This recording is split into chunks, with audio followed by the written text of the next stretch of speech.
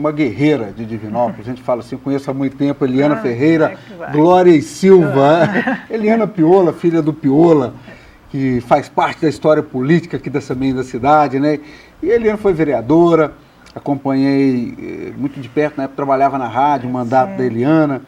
E uma vida realmente dedicada a ações que buscavam essa inserção das pessoas em vários aspectos. E, recentemente, a Eliana está com uma frente de trabalho muito importante, que ela é Coordenação Estadual de Políticas para Mulheres. Eliana, boa noite. Boa noite. O que é esse grupo de trabalho? Como que ele funciona? Olha, na verdade, essa inspiração para se criar aqui no Estado uma Coordenadoria da Mulher, ela é decorrente de uma iniciativa nascida em 2002, ainda no governo de Fernando Henrique Cardoso, quando foi criado a Secretaria Nacional de Política para as Mulheres, com estado de ministério, e que permanece até hoje apenas com alteração de nome, e isso acabou por motivar os estados a criar nas suas estruturas administrativas ou uma secretaria estadual ou coordenadoria, como foi o caso aqui de Minas Gerais.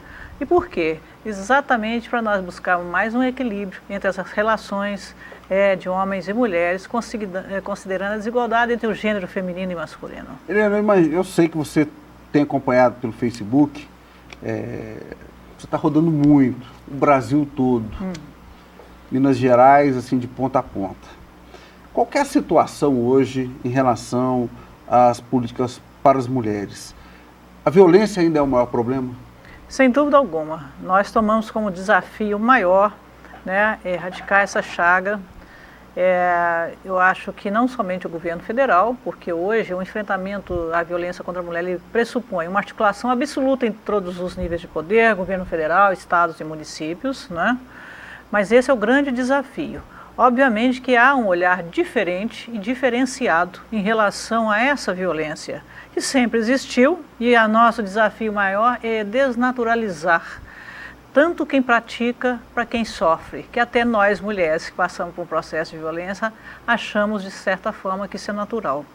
Mas talvez a ação mais importante, talvez não, é a ação mais importante, tanto do governo federal, dos estados e municípios, erradicar, eliminar todas as formas de violência contra a mulher, buscando trazer mais equilíbrio, né? E isso perpassa por eliminar a desigualdade entre o gênero feminino e masculino. E aí, a grande questão, sempre existiu a violência contra a mulher e ela não era denunciada? Porque agora a gente vê os casos com maior frequência. E sempre existiu e não era denunciado? Hoje tem mais violência contra a mulher? É um dado que nós não podemos, é uma informação que nós não podemos prestar. O fato é que as denúncias têm aumentado. A nossa análise é que as condições para se denunciar têm melhorado e as mulheres estão mais conscientes de seus direitos e têm amparo legal, sobretudo a Lei 11.340, chamada Lei Maria da Penha. Né? E há hoje no governo um pacto entre o governo federal, os estados e os municípios pelo pacto do enfrentamento à violência contra a mulher. Então as mulheres estão mais encorajadas, né? Os serviços estão se adequando. Não, obviamente que há uma grande caminhada até chegar ao ponto ideal, mas a consciência, a conscientização dessas mulheres e também dos gestores públicos em relação a esse tema é que tem mudado. É uma mudança cultural que nós estamos vivendo nesse momento em relação à violência. Social? Não. Violência democrática. A violência ela atinge todos os níveis, né? Todos os tipos de mulheres sofrem esse tipo de violência. Às vezes destaca mais, obviamente, quando você vai para as páginas de jornais, né? Para a mídia, talvez uma mulher numa classe social mais elevada, né?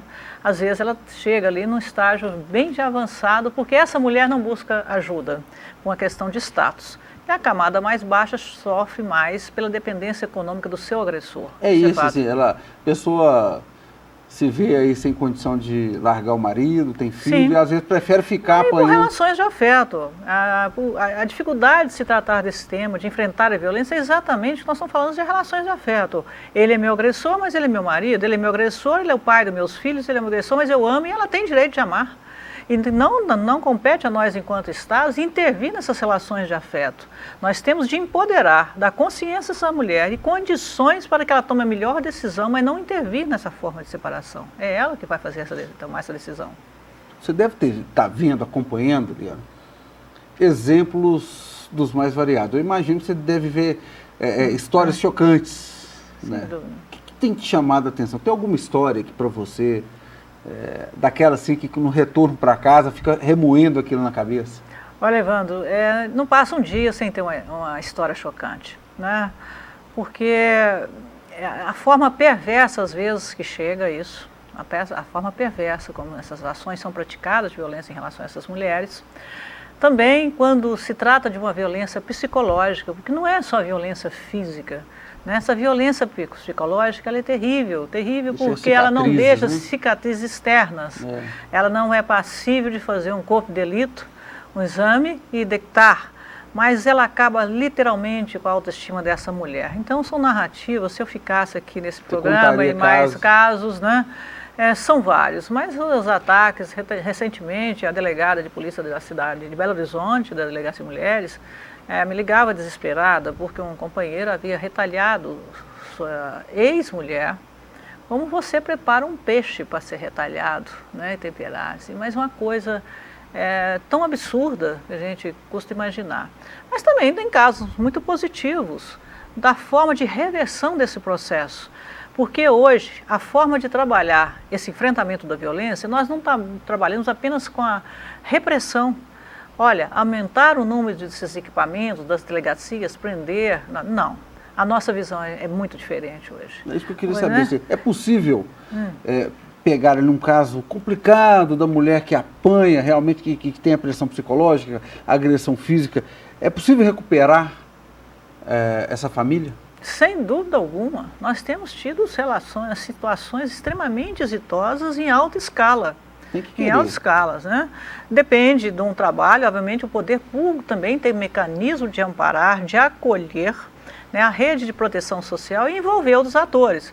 Hoje no Estado nós temos um comitê interinstitucional de enfrentamento à violência e que foi uma sugestão nossa da coordenadoria de criação desse comitê, que envolve a Secretaria de Estado de Saúde, porque nós temos os crimes sexuais, a Secretaria de Estado de Educação, porque nós temos que trabalhar de uma forma preventiva desde a escola e também na formação desses professores para entender essa temática de gênero, né, envolve a Polícia Civil, Militar, enfim, toda essa rede e também a Secretaria de Trabalho, porque uma das formas de se enfrentar a violência é dar autonomia a essa mulher, condições da sua própria mantença, dela ter sua renda, sua dependência, talvez seja a forma mais prática e inovadora que nós temos tido. Uma forma cidadã de ser. Mas e as pessoas acham, olha, vamos aumentar o número de cadeias. O Brasil não tem prisão perpétua, né? O agressor de mulheres, ele vai ser punido e tem sido. Achar que não prende, prende. É julgado? Mas as penas são baixas quando é somente a lei Maria da Penha, que chega a pouco mais de 3 anos. Ele vai retornar para a sociedade. Então hoje nós trabalhamos com toda essa perspectiva dessa rede de proteção social e também de um caráter emancipatório para essa mulher, buscando trazer a sua profissão, a sua renda, e cuidamos também do agressor. Nós não apenas punimos naquilo que a lei prevê, mas nós temos prestado tratamento psicológico a esse agressor, que é melhor, a resposta é melhor muitas vezes do que a própria prisão. Álcool ainda é um problema? Todo tipo de droga. Não quer dizer que todo mundo, homem que bebe ou que usa droga lícita ou ilícita, ele é um agressor, mas potencializa sem dúvida alguma. E a bebida, sem dúvida alguma, a bebida é a droga mais comum, digamos assim. Droga muito barata. Barata, não é? De esquina, né? E também tem uma série de fatores. Essa questão de ordem cultural, como eu disse, né, nessa sua formação de gênero, que passa despercebido, porque isso é tão naturalizado que as mulheres, o homem diz, olha, eu não fiz nada com ela, eu dei só um tapa, como se isso não fosse uma agressão. Eu não fiz nada com ela, eu dei um murro, eu não bati nela. Eles chegam a dizer isso quando estão em tratamento. Mas a gente vê que essa formação do homem também, há uma cobrança muito grande, há uma mudança de comportamento e os homens estão num processo, se falar isso, muitas telespectadoras vão achar estranho, mas de sofrimento, porque de mudança desse status dentro das relações. Por quê? Uma mulher hoje, ainda que tenha essa dependência que nós estamos dizendo, mas um grande número de mulheres hoje são totalmente independentes. Totalmente. Então as relações afetivas têm mudado. Ele é meu companheiro, mas é porque eu quero e ele quer, não porque eu dependa dele. Porque às vezes uma grande parte já tem inclusive renda superior, escolaridade acima. Mulheres hoje no Brasil têm 11 anos em média de escolaridade, enquanto os homens têm 9. Né? Então nós estamos subindo em patamares, entrando no mercado de trabalho em áreas que eram restritas aos homens, né?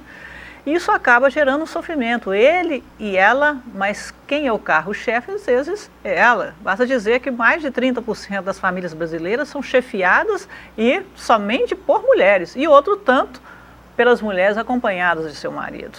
E há uma cobrança da sociedade. Se você tiver um filho dentro de casa, às vezes ali acomodado, você vai chamá-lo de vagabundo. Olha, é um vagabundo, não quer trabalhar, ou o marido está ali, mas se você tem uma filha, você se acomoda. Então nós da sociedade cobramos também muito do homem e precisa entender que esse é um processo de mudança, né? Porque eu digo sempre, desde que a pílula anticoncepcional chegou, nós hoje temos um controle, nós sabemos programar, nós podemos ter uma vida sexual ativa e não quer dizer que nós tenhamos filhos com isso. Então isso gerou também uma certa independência nas relações afetivas. É um processo de mudança, as mulheres ocupando alguns espaços que o desafio elas se acomodaram e os homens precisando ocupar algum que anos desafios eles não ocuparam, como as atividades domésticas e outras tantas. Caso, né? Eu acompanhava uma reportagem justamente disso, da quantidade de homem que hoje tem atribuições domésticas enquanto a mulher está trabalhando. Isso provocou um choque cultural. Imagina uma cidade maior, num grande centro, isso talvez seja mais bem assimilado. Mas eu sei que você tem ido para o Nordeste, acompanhado audiências, palestras, encontros, ou mesmo no norte de Minas, Jequitinhonha. É uma realidade ainda muito distante essa da mulher trabalhando, o homem em casa. Eu imagino que seja isso ou não. Não é tão comum, mas já tem acontecido. Né? E uma das mais recentes iniciativas, e que vai caminhar, não a passos largos, de uma forma mais lenta, mas vamos chegar, é igualarmos, talvez, aos patamares da Finlândia, da Islândia, da Noruega, né? Onde, por exemplo, as mulheres chegam, 85% das mulheres têm atividades fora de casa. É um índice altíssimo, né? Mas, por exemplo, a Noruega, a mulher, quando é mãe, ela tem a licença maternidade, permanece 1 ano, acabou esse período, é o pai que vai para dentro de casa cuidar da criança e ela já vai para o trabalho, ela retorna para o trabalho. E ele cuida literalmente, certo? Então nós temos caminhado. Essa mudança agora na legislação de empregada doméstica, que muitas vezes assusta as pessoas em análise, é uma forma de buscar exatamente isso. Eu já conheço casais que falam, olha, eu não vou ter condição de arcar com esse ônus. Então, o que tem acontecido? Os casais mais jovens, sobretudo, muitas tarefas já estão divididas dentro de casa. O lavar, o cozinhar, né? Porque o DNA feminino, o DNA nosso, não significa que nós temos de nascer de costa para o mundo e de frente para o fogão. No nosso DNA feminino não tem isso. Né? Um homem não deixa de ser homem se ele fizer comida, lavar roupa, e é esse o caminho que nós vamos chegar. Ainda eu vejo muito isso. Eu confesso que eu não tenho muitos dotes culinários para cozinhar, mas se tiver que arrumar uma cozinha, uma coisa é mais fácil. É uma delícia arrumar a casa, cuidar de criança. Eu, se fosse os homens todos, caminhavam nesse sentido, porque vão ter que fazer a qualquer momento. Vai sobrar essa obrigação. Eliana, esse momento cultural que a gente está vivendo, que você citou muito bem, isso choca, é comum, e a gente nas rodas de conversa fala assim, a mulher também está se vulgarizando, a mulher está querendo, achando que é homem, está querendo fazer tudo, a mulher está muito fácil hoje em dia, aí no aspecto sexual. Eu estou colocando aqui reclamações que possivelmente os homens façam nesses momentos de conflito. Existe esse tipo de coisa ou não? Não, essas colocações aparecem, né? Elas vêm sempre, a mulher está querendo ser homem, absolutamente. Nós queremos ser mulheres mesmo com os direitos. Nada há de mal se uma mulher sai, senta num bar e toma uma cerveja, coisa que era impossível um tempo atrás, né? Mulher sai, mulher tem uma vida sexual ativa, ela casa se quiser. Não é uma imposição como durante anos foi feito, quase uma imposição social, e são imposições. Hoje é opção. Porque igualdade, gênero, são construções sociais, não é? E essa desigualdade é decorrente disso. E tem vindo, mas nós mulheres estamos dizendo que os homens é que estão querendo se tornar, talvez, igual a nós. Eu não via homens se depilarem há tanto tempo, e não quer dizer que estão depilando porque tem outra orientação sexual. Né? Há tempo atrás, se um homem colocasse um brinco, ele seria muito criticado e, olha, o pessoal afastaria. E isso tem acontecido. Então, é outra realidade. Não tem absolutamente nada. Mas que fazem crítica porque estão chegando mesmo. E eu já citei 3 países. Nesses países onde há mais equilíbrio nessas relações, mais igualdade entre o gênero feminino e masculino, muitas vezes a prostituição ela é muito mais decorrente do homem do que a própria mulher. São os homens que se prostituem, não as mulheres. Né? É uma evolução. Nós não queremos isso. Certo? Nós queremos apenas que haja mais, talvez umas relações mais harmoniosas, mais equilibradas, né, nessas tarefas, porque nós fomos para o mercado de trabalho, nós não vamos recuar, não é uma questão apenas de opção nossa, mas é até uma necessidade de complemento de renda, né? E outros espaços de poder que nós precisamos ocupar. Né? Os espaços de poder são muito ligados aos homens, né? As chefias, seja na vida privada, seja na vida pública, em cargos com mandato e tudo isso. Né? Tem que falar, a mulher dá um show em administração, né? Olha, Evandro, eu falo sem ter medo de errar. Quem administra uma casa, administra qualquer coisa no mundo. É porque vocês, homens, ainda não o fizeram. Porque não é fácil você levantar, você dar conta, porque essas atribuições ficaram durante anos sobre nossa responsabilidade, séculos, né? Isso é histórico. Você dar conta de ter uma comida, cuidar, organizar a sua casa, administrar um orçamento familiar. Mulher com um pouquinho de recurso, ela dá conta de tudo, certo? E talvez essas tarefas ainda, essa sobreposição, porque cuida de tudo em casa, trabalha fora, né? E isso não é fácil, mas quem administrar um lar, você pode ter certeza, o resto é muito pouco para nós como desafio. Eliana, há muito tempo que a gente acompanha a sua atuação política aqui em Divinópolis, e aí de repente surge essa Eliana com uma atuação estadual, em nível estadual, em nível nacional, que para a gente é uma surpresa muito agradável, algum tempo quando começou, porque a gente sempre teve total consciência dessa competência que você tem. Como é que surgiu a possibilidade de defender essa causa que a gente sabe que sempre foi sua? Olha, Evandro, você se referiu aos mandatos que eu tive como vereadora. Eu sempre fui muito ligada à questão da área social, não tem dúvida isso, né? Se você resgatar tudo que foi feito aqui no meu mandato de vereadora, eu sempre atuei com as pessoas com deficiência, né? Com idosos e com mulheres. Tanto que nós realizamos aqui em parceria, sobretudo com o Sindicato das Costureiras, o SOAC, a Semana da Mulher, que hoje está inserida no calendário, não oficialmente, mas quando chegar março, todo mundo vem aí a Semana da Mulher, que são atividades nossas. E surgiu um convite para que eu fosse para Belo Horizonte, não para atuar propriamente no governo, foi numa área dentro de um partido político que eu fazia parte, e para mim atuar na organização do movimento de mulheres desse partido, certo? E foi o que eu fiz. Depois eu fui convidada, decorrente dessa atuação, me convidaram então para ir com o governo, porque estava sendo criada uma coordenadoria de política para as mulheres aqui no governo de Minas. E eu aproveitei, então uni o útil ao agradável, tanto a minha militância partidária, que sempre foi focada em estimular as mulheres a participarem do processo partidário, da política, com a minha atuação enquanto governo. Né? E isso acabou, sem dúvida alguma, um grande aprendizado. Tive a oportunidade, eu não digo que conheço todas as cidades de Minas, que Minas é a França, se a gente equiparar o estado, né? Com seus 853 municípios, é algo desafiador, que não tem como, mas eu posso dizer a você que eu conheço muito desse estado, do pequeno ao grande município, né? Porque eu fiz questão de colocar o pé na estrada. Se você me perguntar, você já foi assentamento, acampamento? Já. Eu já andei 30 quilômetros dentro de um assentamento, estrada de terra, fazendo questão de ir para as barracas e ver a realidade dessas mulheres. Né? Então, trabalhadoras rurais, faço questão de uma absoluta de estar naquele município menor como no maior. Né? Então, foi esse convite, essa integração entre o partido com o governo, era o mesmo, era o PSDB, fizeram, E a minha experiência acabou também, tive a oportunidade de correr bastantes estados brasileiros. Faço parte hoje de um comitê nacional de gestoras, um fórum nacional de gestoras do Pacto Nacional pelo Enfrentamento à Violência contra a Mulher. Aqui no estado eu sou a gestora e há esse fórum nacional, e faço parte de um fórum nacional de mulheres de instâncias partidárias.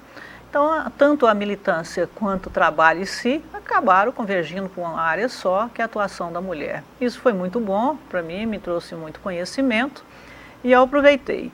O fato de nós termos, em nível federal, uma corrente partidária que é uma oposição ao governo, a corrente partidária que governa Minas Gerais, nunca foi empecilho. Eu tenho um diálogo extremamente aberto com todas as ministras que passaram pela Secretaria Nacional de Política para as Mulheres. Atualmente é uma mineira, nossa querida Minicúcia, aqui de Lavras, e acabou também esse diálogo contribuindo para a gente trazer grandes avanços aqui na política de Minas Gerais, e contribuímos também para o avanço da política nacional. Você tem que entender que esse avanço, isso é irreversível. É irreversível. Tem que notar isso, né? Porque não vai voltar mais. Maria da Penha não vai acabar. Não, pelo contrário. As mulheres não vão deixar de trabalhar. É se adaptar a essa realidade, né? Adaptar, e claro que tem desafios. Nós temos ações muito pontuais em Minas, mas são ações muito ousadas, sobretudo no enfrentamento à violência, mas tem em outras áreas, que eu não trato apenas da questão da violência, não é? Mas são pontuais, não temos ainda em altas escalas, mas temos tido iniciativas muito importantes que têm servido, inclusive, de inspiração para outros estados. Né? Em Minas nós fizemos da pequena ação inovadora até outras muito ousadas. Desde a transcrição da Lei Maria da Penha em Braille, em Libras, o governo federal não tinha atentado para isso, nós já estávamos produzindo aqui em Minas, com iniciativa da Coordenadoria da Mulher, como a mais recente que se viu, são duas citadas na CPI, na CPMI, do Congresso sobre violência doméstica, que teve como presidente a deputada Jo Moraes, as duas iniciativas de referência para o Brasil, o monitoramento eletrônico de agressores de mulheres e o Comitê Interinstitucional pelo Enfrentamento à Violência. Parece uma coisa simples, mas todo mês, Evandro, nós nos reunimos, com exceção do mês de janeiro, todos aqueles que têm poder de decisão nesse tema. Então, a secretária de Defesa do Estado de Minas Gerais, a Secretaria de Educação se faz presente, a Trabalho, Saúde, o Ministério Público, a Defensoria Pública do Estado, o Tribunal de Justiça de Minas Gerais, várias ações. Nós já tivemos avanços, temos, por exemplo, eu disse um monitoramento, e às vezes o telespectador ou a telespectadora não compreende o que são as tornozeleiras eletrônicas que são colocadas quando um juiz faz o deferimento da medida protetiva de distância. Você não pode aproximar X metros, o agressor de sua agredida e vice-versa.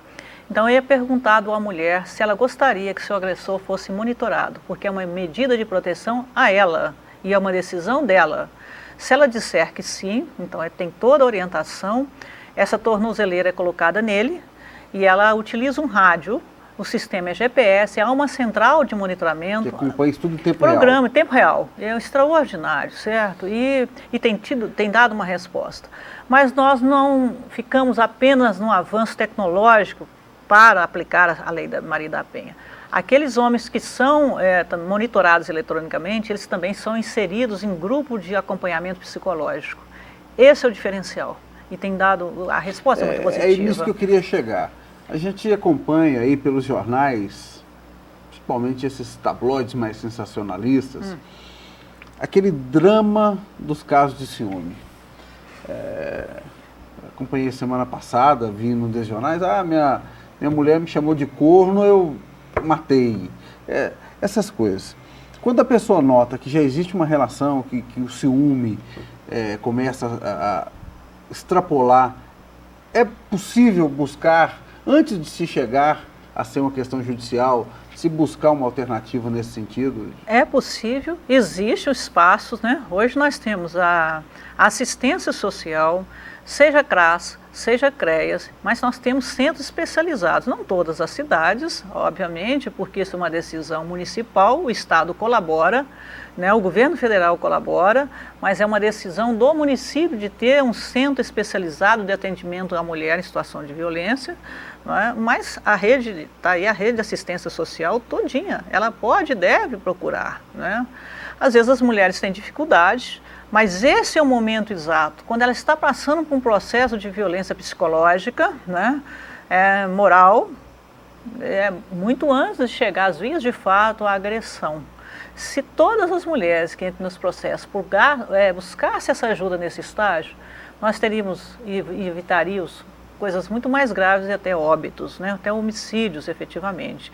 Então há toda essa rede de proteção que não consiste apenas em delegacias, não é apenas isso. Tem muito mais, não temos obviamente em grande escala todos os serviços, nós não vamos ter 853 delegacias em Minas Gerais, mas o que nós estamos investindo também é na formação dos profissionais que atuam. Se nós tivermos no município um policial que esteja preparado, qualificado para esse atendimento, ele vai prestar um atendimento humanizado àquela mulher, indiferentemente de ter uma delegacia especializada. Então investimos muito, hoje nós temos, por exemplo, eu citei aqui o monitoramento, mas nós temos a Patrulha de Violência Doméstica, que é uma iniciativa da Polícia Militar, chamada PVD, que os estados têm vindo conhecer, tanto monitoramento, os estados, olha, o Rio Grande do Sul está implantando, Pernambuco, Mato Grosso, todos nos visitam para conhecer. A PVD, ela é muito mais criativa do que, obviamente, onerosa para o estado.